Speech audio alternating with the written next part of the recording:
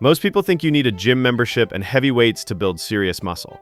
They're wrong. Right now, using nothing but animal movement patterns that humans have performed for thousands of years, you can build more muscle mass than most gym goers lifting 3 times per week. These 5 movements create more muscle growth through pure coordination and intensity than anything you'll find in a commercial gym. I'm going to show you exactly how each movement works, why it builds muscle faster than traditional lifting, and how to put them together into a protocol that transforms your physique in weeks, not months. The bear crawl isn't your typical cardio movement. This version demands complete muscle recruitment from start to finish. Get down on all fours with your hands directly under your shoulders and your knees under your hips. Now lift your knees just a couple inches off the ground. Your weight should be distributed between your hands and the balls of your feet.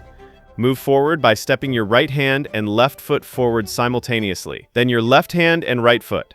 Keep your hips low and your back flat throughout the entire movement. The key difference is the controlled movement and constant tension. Most people rush through bear crawls like they're racing, but that eliminates the muscle building stimulus. Move deliberately. Feel every muscle working to stabilize your body while your limbs move independently. Your core engages to prevent rotation. Your shoulders and chest support your upper body weight. Your quads and glutes drive the movement forward while maintaining that low hip position. This creates maximum time under tension while recruiting your shoulders, chest, triceps, core, hip flexors, quads, and stabilizer muscles simultaneously. Here's where most people mess up. They let their hips rise too high, which turns this into an easy crawling position instead of a muscle-building exercise. They move too fast, bouncing through the movement instead of controlling every step. They forget to breathe, which causes rapid fatigue and form breakdown. Each step should feel deliberate and controlled. Your hands and feet should move in perfect coordination. Think about keeping your spine neutral and your core tight like someone's about to punch you in the stomach. This movement recruits more muscle fibers than isolation exercises because it forces your entire body to work as one coordinated unit under constant tension. While gym goers are doing separate shoulder exercises and core work, you're hitting everything simultaneously with compound movement patterns that build functional strength and real muscle mass together. Start with 3 sets of 20 steps forward, focusing on perfect form over speed. Once you can complete 40 steps with excellent technique, add backward bear crawls or lateral movement. Advanced practitioners can increase speed while maintaining form or add pauses where you hold the position with opposite limbs elevated. The progression never ends, which means your muscle growth never plateaus. Track your distance and time. Measure how far you can bear crawl in 60 seconds with perfect form. As you get stronger, that distance will increase while your coordination and muscle mass improve. This is measurable progress without needing weights or equipment. Sit on the ground with your hands behind you, fingers pointing toward your feet. Your feet should be flat on the ground with your knees bent at about 90 degrees. Now lift your hips off the ground until your body forms a tabletop position.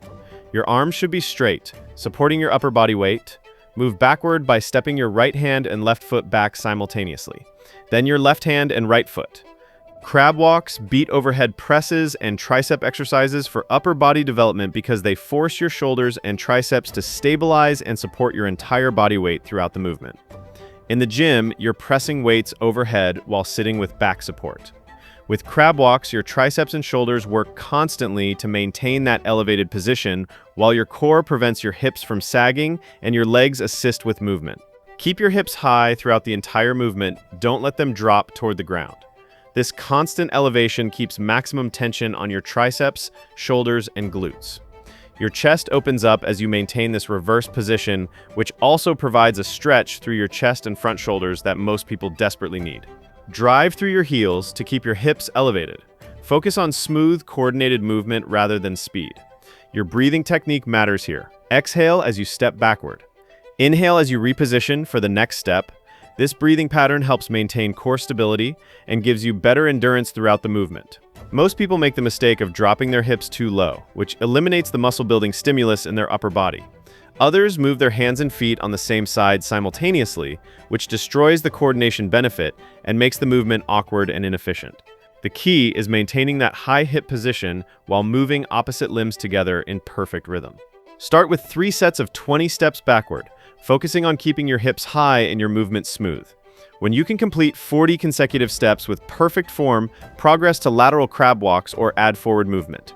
Advanced practitioners can elevate one leg throughout the movement to increase difficulty and build single leg strength.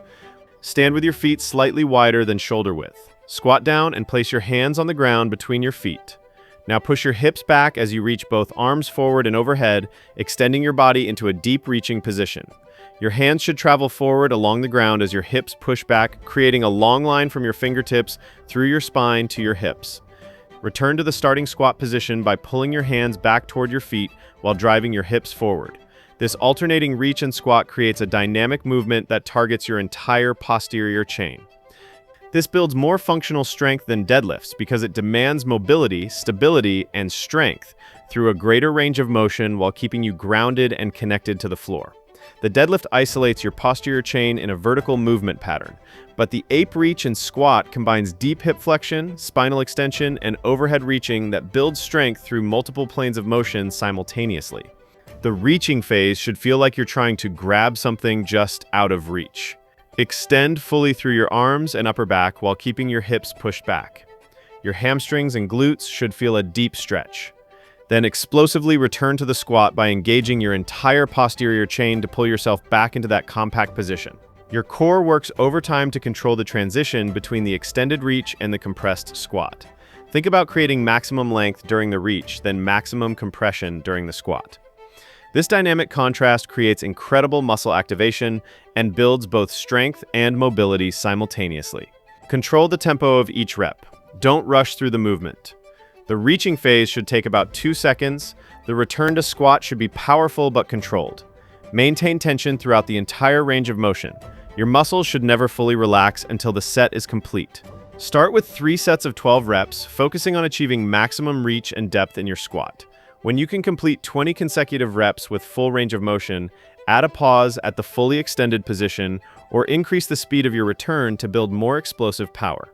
Track your reach distance by placing a marker on the ground and trying to reach further with each training session. Now, here's the thing most people don't realize about building strength. You can do all these movements perfectly, but if you're dealing with nagging back pain, stiff joints, or constant aches that limit your movement, you're leaving massive gains on the table. I discovered this the hard way until I found a simple system that eliminated my chronic pain and honestly made me feel like I'd turned back the clock. That's exactly why I created Reboot Your Body, a step-by-step program that shows you exactly how to move pain-free again. If you're serious about getting down on the floor with your kids or grandkids without wincing and actually enjoying being active instead of dreading it, grab your copy. The link is in the description below. Trust me, it's the missing piece nobody talks about. Speaking of building strength that actually matters, let's move into the most underrated full-body coordination builder that exists. Get into a perfect plank position with your hands directly under your shoulders and your body forming a straight line from head to heels. Your core should be engaged and your glutes tight. Now step your right hand and right foot forward simultaneously, moving like a crocodile crawling across land. Then step your left hand and left foot forward.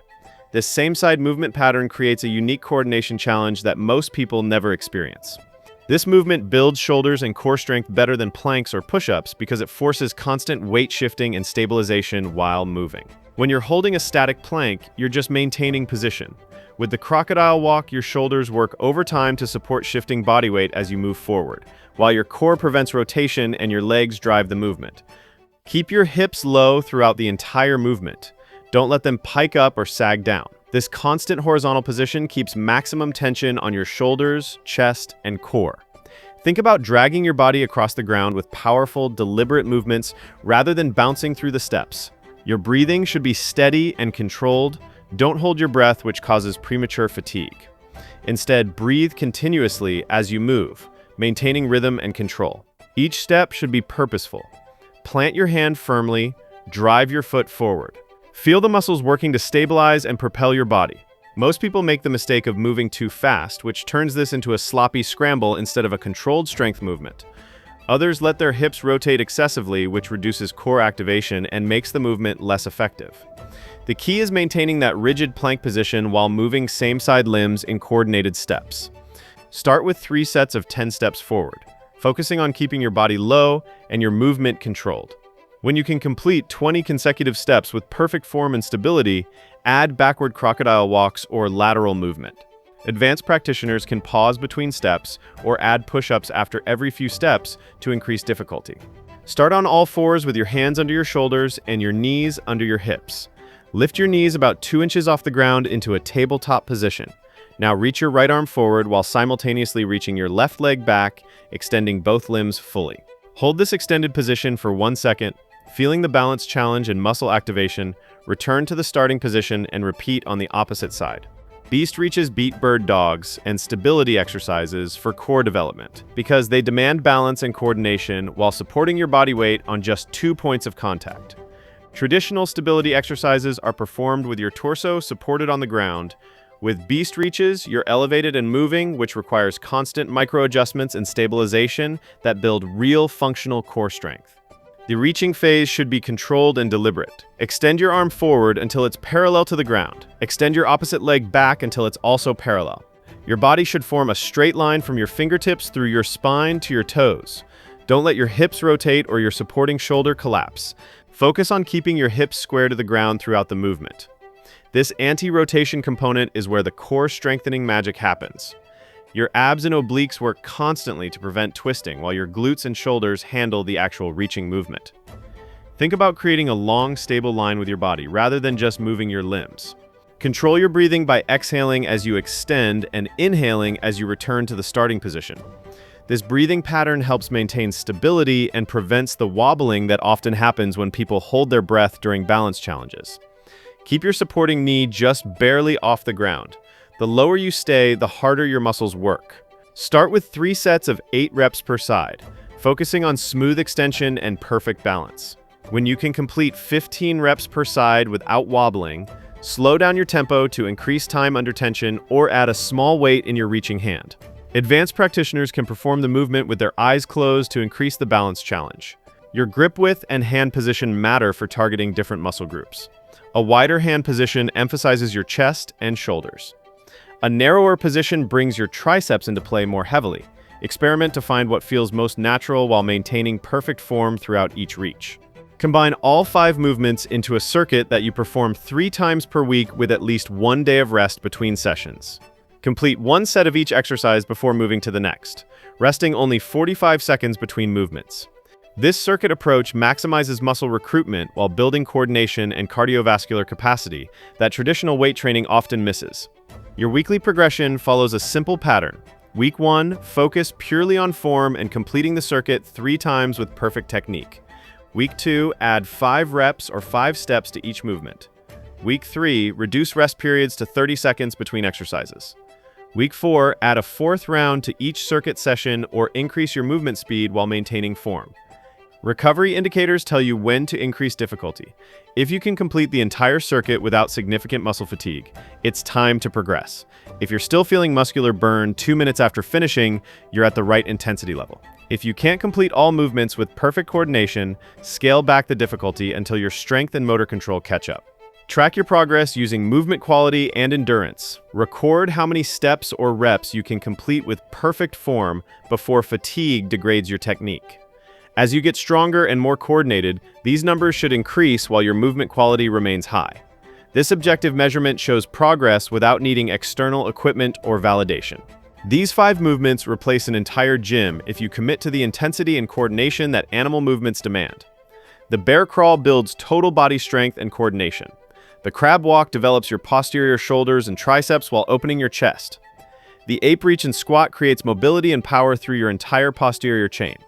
The crocodile walk challenges your shoulders and core with moving stability work. And the beast reach builds anti-rotation core strength and balance. When you combine all 5 into a complete training protocol, you're working every muscle group through natural movement patterns that humans evolved to perform. You're not isolating muscles on machines or following unnatural movement paths. You're moving the way your body was designed to move, which builds functional strength that translates directly to real-world activities and injury prevention. Start with 1 complete circuit today and track your performance to establish your baseline. Focus on perfect form and smooth coordination over speed or high rep counts. The muscle growth and strength gains will follow naturally when you consistently challenge your body with these primal movement patterns that demand total body integration.